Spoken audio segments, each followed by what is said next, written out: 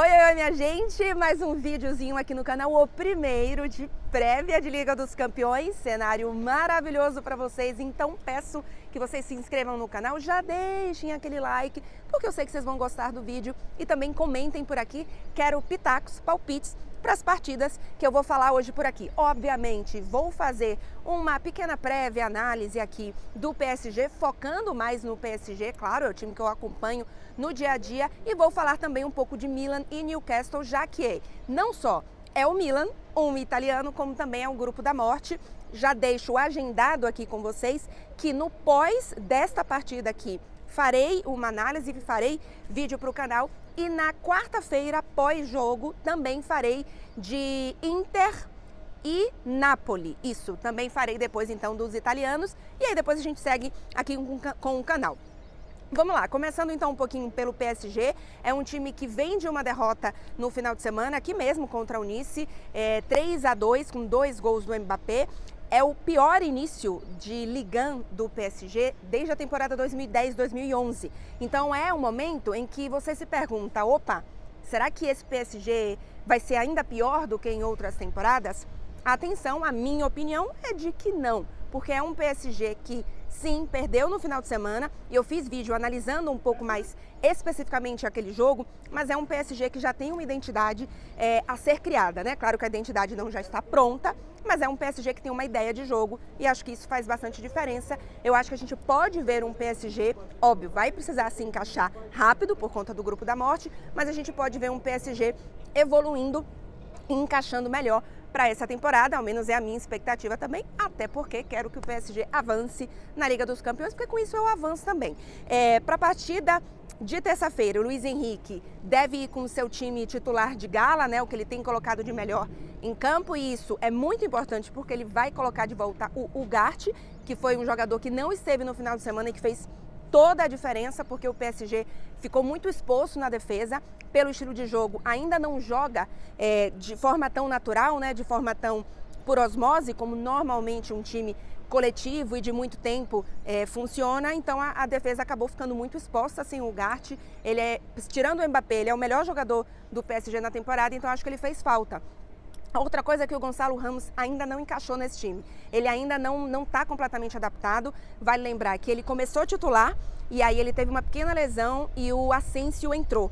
E a entrada do Asensio foi muito boa. Eu tenho falado aqui muitas vezes de um meio campo do PSG muito débil ainda, né? Para mim, falta qualidade, inclusive, no meio campo. E o Asensio, como falso 9, tinha muito esse papel de voltar, e com isso ele não só participava mais da evolução das jogadas, da construção das jogadas, como também, obviamente, na hora que ele vem para trás, ele puxa o marcador, abre mais o jogo, enfim. É todo um jogo de dominó naquele sentido que você empurra o dominó e aí vai caindo todos, e por isso que o Asensio estava muito bem, tinha funcionado.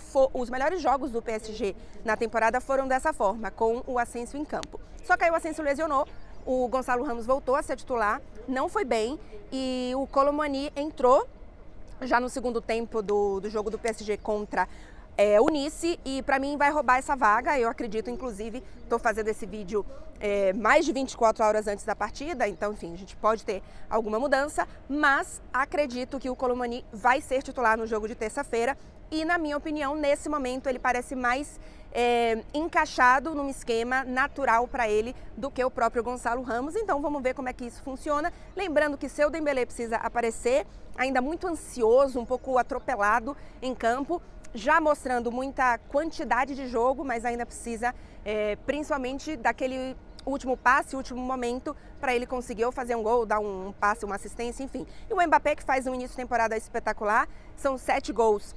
Dos 10 gols do PSG, ele marcou 7, então, obviamente, é o cara desse time, não tem para onde correr, e vai enfrentar um Dortmund que, ainda que esteja invencível na temporada, invicto na temporada, é um time que ainda não encantou. As vitórias que teve foram vitórias um pouco truncadas. No último final de semana, perdia por 2-1, virou por 4-2, já no final com o Freiburg com um jogador a menos e ainda assim meio aos trancos e barrancos. É um time que se expõe muito, então a minha expectativa é de um PSG vencendo e muitos gols. Aí tem um pouco também de torcida, porque quero ver gols, mas acredito que é um PSG que não só pelo grupo da morte precisa vencer um jogo em casa contra, na minha opinião, o time mais fraco do grupo, que é o Dortmund, e obviamente começar também a Liga dos Campeões com o pé direito. É um pouquinho aí do que eu penso sobre o PSG. Lembrando, eu falei do Asensio, que não vai estar disponível. O Luiz Henrique não tem o Nuno Mendes e o Kimpembe também, mas eles não estão desde o início da temporada, então não são jogadores que já renderam nesse time do Luiz Henrique e estão saindo. Então acho que a falta deles nesse momento, pelo time que o Luiz Henrique já colocou em campo jogando bem, não vai fazer tanta diferença. Fim então aqui de PSG e Borussia Dortmund. Vamos falar do outro jogo do grupo da morte. Peço que, se você que está aqui até agora ainda não se inscreveu no canal, se inscreva no canal, curte o vídeo, deixa pitaco. Você acha que o PSG vai vencer? Quanto? Vai perder? Dortmund pode surpreender? Nem falei muito do Dortmund, mas também porque é verdade que eu acompanho muito menos, e então preferi focar mais no que acho que dá para contribuir aqui com o PSG. Vamos então de Milan e Newcastle. É o jogo, inclusive, que abre a Liga dos Campeões, é o jogo de mais cedo. O Milan vem de uma porrada no final de semana, perdeu por 5-1 para a Inter, um jogo completamente atípico do time de Pioli dessa temporada, inclusive. Eu já fiz aqui outros vídeos falando da evolução e do destaque do Milan na temporada, porque era um Milan que trouxe reforços que deram mais variedade de criação para o time. Era um time que muitas vezes dependia muito da criação e da velocidade e da qualidade no lado esquerdo do Theo Hernandes e do Rafael Leão, e agora tem mais opções, não só com meio campo, mas também com mais ataque também funcionando do lado direito. O Pioli deve fazer algumas modificações para essa partida.